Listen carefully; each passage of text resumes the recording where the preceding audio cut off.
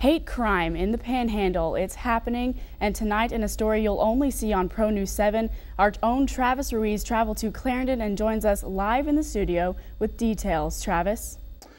Emily, the city of Clarendon, located in Donley County, has a population of a little more than 2,000, and now the city is being rocked by what the sheriff says was a hate crime. The message says, leave or die facts. Joshua and Jeremy have been a couple for about a year and a half, but when they woke up to find this message that police are now investigating as a hate crime, they were terrified. I'm terrified.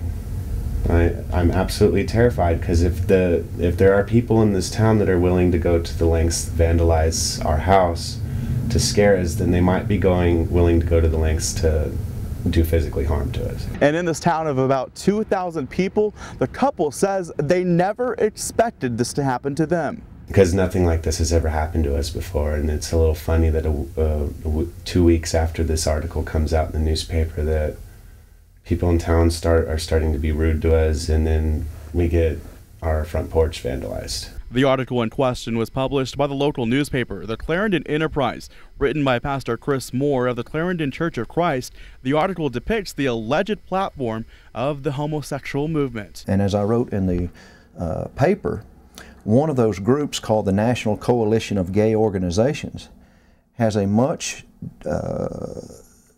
more specific agenda than just so-called equal marital rights. Pastor Chris alleges that the gay agenda isn't about equal rights for gay couples, that their agenda would force everyone to compromise their values and make our children legal prey for pedophiles.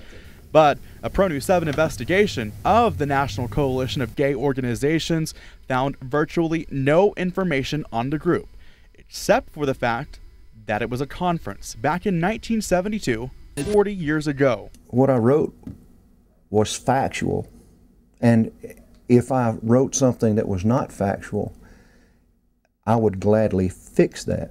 While Pastor Chris defends his ad, he says he does not defend what happened to Jeremy and Joshua. I don't condone that type of behavior. It is unchristian to vandalize or be violent to anybody.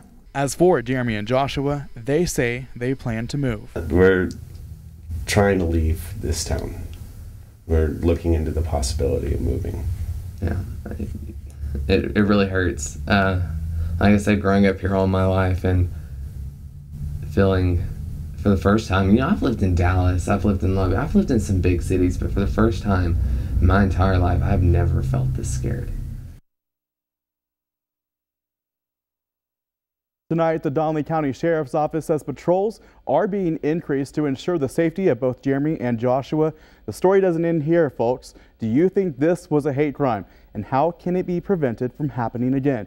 Join the conversation on our Facebook page and also on our YouTube channel right now. You can find tonight's exclusive, raw, uncut interviews.